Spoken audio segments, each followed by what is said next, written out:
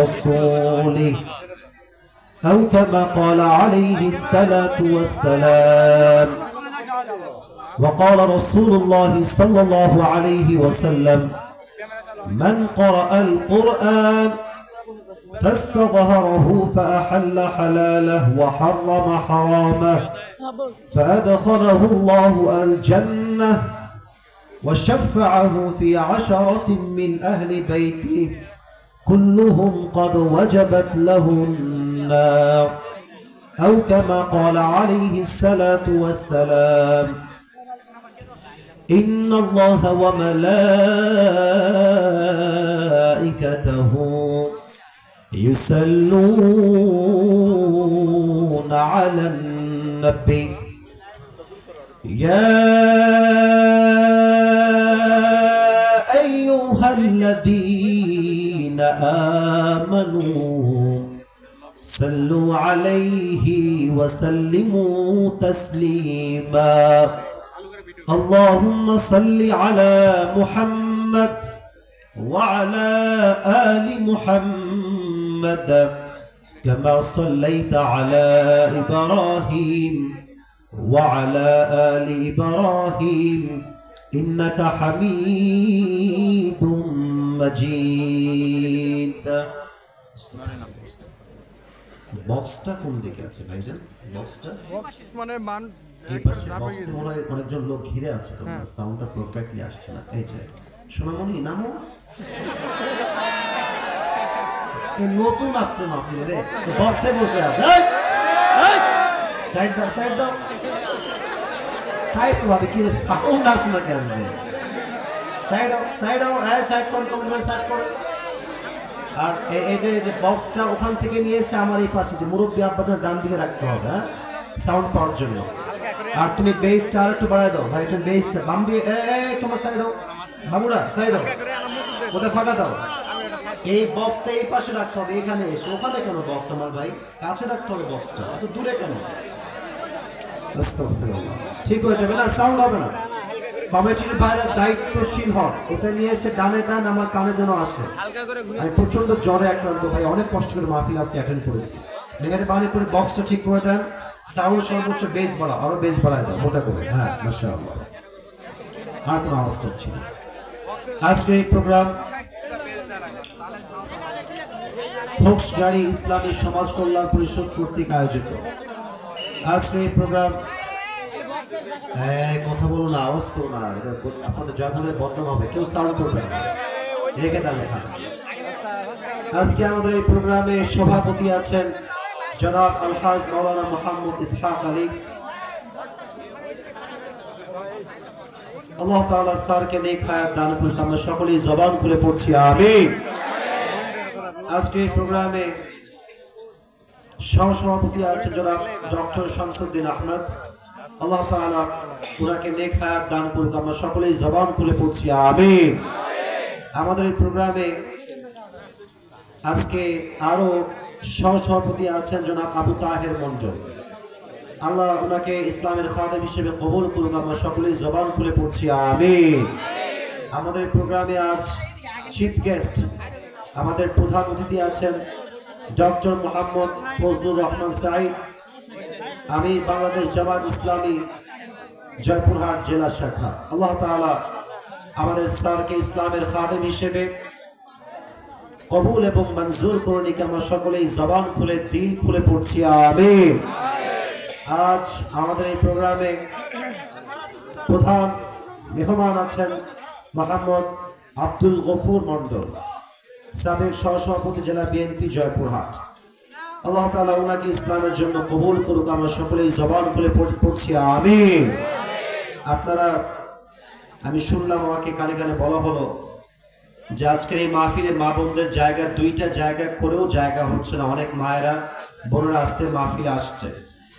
আমি আমার ভূমিকাতেই মা বোনদের জন্য দিল থেকে দোয়া করে দেই, আল্লাহ তাআলা প্রত্যেকটা মা বোনকে খাদিজা রাদিয়াল্লাহু তাআলা আনহার চরিত্রে চরিত্রবান হওয়ার তৌফিক দান করুক, আমরা সকলেই জবান খুলে পড়ছি আমিন। দানের কাজ হয়ে গেছে না? কাজ হয়ে গেছে? কাজ হওয়ার সময় একটু স্থির হয়ে কাজ করলে ভালো হয়। হ্যাঁ, এই তো সুন্দর হচ্ছে, এই তো। এবং ভাইদের ওইটা আপনারা কেউ কথা বলবেন না, আচ্ছা কলেজের ভাইরা কথা বলবেন না। আর প্রিয় ভাই, তোমার সাউন্ড খুবই সুন্দর হচ্ছে। হ্যাঁ, তুমি ওইটার বেস এইটার base this should be equal, same same রাখো, কম বেশি করো না, যেন আমার কানে কথাটা মোটা ভাবে আসে। আর যুবকদের কথা বুঝতে কোনো সমস্যা না হয়, সে সাউন্ড তোমার কাছে দেওয়া লাগবে, ঠিক আছে? আল্লাহকে বোঝার তৌফিক দান করুক। আমরা সকলেই মন খুলে পড়ছি আমিন। আমার প্রিয় যুবক ভাইরা, আপনারা কেমন আছেন সবাই? অনেকে হয়তো ভাবছেন যে আসিফ হুজুর আসবে কিনা, আদৌ দাওয়াত নিয়েছে কিনা, অনেকে সন্দেহ করে। আর বেশিরভাগ গ্রামগঞ্জের মানুষ বলে আসিফ হুজুর কি গ্রামে মাহফিল করতে আসবে? আর এবার সব মানুষ তো আমাদের গ্রাম থেকেই ভালোবাসে যুবক ভাইরা আমাদের, ঠিক আছে? আমরা কই যাবো? ঢাকা গুলশানে মাহফিল করতে যাবো নাকি? আশ্চর্য কথা। আমাকে ফোন দিয়ে পাগল হুজুর আসবে না, এই মিথ্যা, এটা অপপ্রচার, এই সে কত ঝামেলা। ভাইরে বিশ্বাস রাখেন, মুসলমান কথায়ও এক, জবানেও এক, কাজেও এক, তার নামে তো মুসলমান। যুবক ভাই তাকান তো, এতগুলো মানুষ আমার জন্য বসে আছেন, আমি না এসে যাবো কোথায় রে ভাই? কিন্তু ঢুকে গেছে সেই বিলের মধ্যে। লোকেশন হচ্ছে বাটপার নাম্বার 1। এমন এমন রাস্তা দেখায়, বুঝি না কোন দিকটা আসলে যাবো। ঢুকে গেছে সেই বাড়ির ভিতরে মানুষের। আমি কই আসলাম না, কিছুই বুঝি না। কোনো মতে গাড়ি ঘোড়ায় নিয়ে কোনো মতে ওই পাত্রে টান দিয়ে এসে এই পাত্রে গাড়ি নিয়ে ঢুকে গেছে। তো আসার কথা একটু আগেই ছিল, লোকেশনে মিস্টেক হওয়ার জন্য আমি একটু লেট হয়ে গেছি, তার জন্য আগেই ক্ষমা চাচ্ছি। মাফ করে দিয়েছেন তো? আলহামদুলিল্লাহ। এখন থেকে আমার কথায় মনোযোগ দিন সবাই। একটা আগেই কাশি দিয়ে গলাটা ঠিকঠাক করলে নাকি আজকে ঠিক করে বলতে হবে তো? মুরব্বিরা কাশি দিয়েছে, মাশাআল্লাহ। একটা তাকবীর দিবেন, পরে গিয়ে আবার তাকবীর দেওয়া হবে, সমস্যা নাই। বোঝে না রে, বোঝে না। তাকবীর দেন সবাই, লিল্লাহি তাকবীর। ইনশাআল্লাহ। আমি আজকে যা দেখতে পাচ্ছি মাহফিলের পরিস্থিতি, ডানে বামে সামনে যত মানুষ আজকে মাহফিলে অ্যাটেন্ড করেছে অ্যাজ এ অডিয়েন্স, আমার বিশ্বাস যদি আমি ভুল না করি, আজকের এই মাহফিলে 90 ভাগেরও বেশি কলেজের টুকরা যুবক ভাইরা আজকে মাহফিলে এসেছে। সাউন্ড দেখেছেন? জয়পুরের সাউন্ড তো খুব ভালো মনে হচ্ছে। আল্লাহ কবুল করুন, সকলে পড়ুন আমিন। আমি কিছু কথা খুবই ঠান্ডা মাথায় ভূমিকায় বলতে চাই, এটাই তোমাদের জীবন সার্থক হতে সহযোগী হবে। তবে আমি একটা জিনিস খুব ক্লিয়ার করতে চাই, আমি কিন্তু ওই যে সেই লেভেলে গরম বক্তব্য, অনেক সুর, আমার কিন্তু ভাই কিছুই নাই। আমি খুবই নর্মাল, খুবই সাধারণ কথা বলি। আপনারা সেটা হিসেবে আমাকে দাওয়াত দিয়েছেন। আমি খুব ঠান্ডা ভাষায় কথা বলছি। আমার কথা বুঝতে কোনো সমস্যা হচ্ছে না তো কারো? আবার আচ্ছা, একটা প্রশ্ন করছি, কথা কি বোঝা যায়? এত আস্তে কম কেন? বোঝা কি যায়? কিছু কথা বলছি মুরব্বীদের জন্য, যুবকদের জন্য, আমার কলিজার টুকরা প্রিয় মা বোনদের জন্য। মুরব্বী আব্বাজান, প্রথম গুরুত্ব হচ্ছে মুরব্বীদের। তারাই হচ্ছে আমাদের আইডল, তারাই হচ্ছে আমাদের আদর্শের জায়গা, ভালোবাসার জায়গা। মুরব্বীকে আমরা শ্রদ্ধা করি, সম্মান করি, ভালোবাসি দিল থেকে। মুরব্বীকে বুঝতে হবে তার দায়িত্ব অনেক বেশি। জয়পুরে আমি নিজে দেখেছি, আপনারা রাগ করবেন না আমার কথা, আমি আপনাদের সবাইকে ভালোবাসি, কারোর সঙ্গে কোনো বিদ্বেষ নাই, মারামারি নাই। এই জয়পুর হাটে, নওগাঁতে আমি নিজে দেখেছি মুরব্বী, সাদা দাড়ি, বয়স দেখে বোঝা যাচ্ছে যে এক পা অলরেডি কবর ঢুকেই গেছে, জাস্ট আর এক পা ঢুকলেই কবরের বাসিন্দা হয়ে যাবে। কিন্তু আমার দেখে বুকটা ফেটে গেছে যে আমি কি দেখলাম, আমার চোখে বিশ্বাসও করতে পারি না। এতটা সাদা দাড়ি, চামড়ায় ভাঁজ পড়ে গেছে, চায়ের দোকানে বসে বসে পায়ের উপরে পা তুলে, আপনার ঠিক না বললো তো আমি ওয়াজ করতে পারবো? আমি কি মিথ্যা বললাম না সত্যি বললাম বলেন তো সবাই? আচ্ছা, এটা দেখলে একটা যুবক কি ভাবে? ও ভাবে যে মুরব্বী যদি টানতে পারে তাহলে আমি টানতে কেন পারবো না? মুরব্বীকে দেখে সেও বিড়িখোর হয়ে যায়। আব্বাজান, আপনাকে আমি কলিজার থেকে সম্মান করি, আপনার পায়ে আমার হাত, এর চেয়ে বিনয়ী আমি আর দেখাতে পারছি না। আব্বাজান, আপনার পায়ে হাত রেখে বলছি, যদি আপনি বিড়িখোর সত্যিই হয়ে থাকেন, ছাড়তেই পারেন না, অন্তত সমাজের দিকে তাকিয়ে হলেও, সম্মানের দিকে তাকিয়ে হলেও আপনি বাথরুমে টাইনেন, আপনি চায়ের দোকানে টাইনেন না বিড়িটা। কথা ঠিক আছে না যুবক ভাই? আপনার বিড়ির জন্য হাজার হাজার যুবকের ঈমান চরিত্র দুইটাই নষ্ট হচ্ছে যুবক ভাই। আল্লাহ আমার প্রিয় আব্বাজানদেরকে বোঝার তৌফিক দান করুন। এই চিপছামি করে তোমাদের কথা কিন্তু আমি বলবো না পরে গিয়ে। মুরব্বীদের বেলা আমিন জোরে কওয়া যাবে না, বলেন সবাই আমিন। দ্বিতীয় কথা মুরব্বীদের জন্য বলছি, যুবকদের পক্ষ নিয়ে বলছি। যুবক একটু কথা ঠিক বেঠিক বুঝে বলবা, না বুঝলে ঠিকঠাক বলবে না, ঠিক আছে? মুরব্বীদের জন্য আমার পায়ে হাত রেখে আপনার, শীতকাল চলে আসছে, ছেলেকে বিয়ে দিয়ে দেন, আর লেট করে না। এই যে খালি এই পায়ে দাঁড়া, এই চাকরি কর, এই ব্যবসা কর। আরে ভাই আপনি তো আর একদিনে টাকা কামা শুরু করেন নাই, আপনার তো সময় লাগছে, তাই না? আপনি বলেন বাবা তুই বিয়ে কর, 1-1.5 বছর যা লাগে আমি বাপ দিব, বাট তুই হারাম প্রেম করবি আমার সামনে, আমি এটা চুল পরিমাণ বরদাস্ত করতে পারবো। সবাই কি একমত না দ্বিমত? তবে একটা কথা এখানে না বলে আসলে ব্যাখ্যাটা শেষ হবে না। কোন বাপ, কথা বলুন, আমার কথা বলছো, আমার কথা ঠিক বেঠিক না বললেও চলবে, বাট কথা বুঝতে হবে। কোন বাবা যদি এতটুকু সামর্থ্য রাখে যে তার ছেলে বিয়ে করলে সে তার বউকে 1 বছর হলেও খাওয়াতে পারবে, পড়াইতে পারবে, রাখতে পারবে, তবুও যদি বাবা বুঝে শুনে নিজের ছেলেকে রাইট টাইমে বিয়ে না দেয়, ছেলে যত ঘাটে পানি খাবে প্রত্যেকটা দায়ভার কিয়ামতে বাপকেই বহন করতে হবে। আল্লাহ আব্বাকে বোঝার তৌফিক দান করুন। তোমাদের বিয়ে হবে না। আমিন জোরে বলো না কেন? ফেরসে বলো আমিন, জোরসে বলো আমিন। দ্বিতীয় কথা আমার কলেজের একটু কাছে, মায়েরা কোন দিকে আসছে? ডান দিকে। মায়েরা কান খাড়া করেন। তোমরা তো ঠিক বলে কাঁপাই ফেলবে, আমি বুঝতেই পারতেছি। বোনেরা আমার কান খাড়া করেন। আপনাদের জন্য আমার কিছু কথা আদবের সাথে বলছি। আমাদেরও বোন আছে, আমাদের বউ আছে, বাচ্চা আছে, ভাবি আছে, মা আছে, আছে না? কথা কার সাথে বলছি? আছে না সবার আমাদের?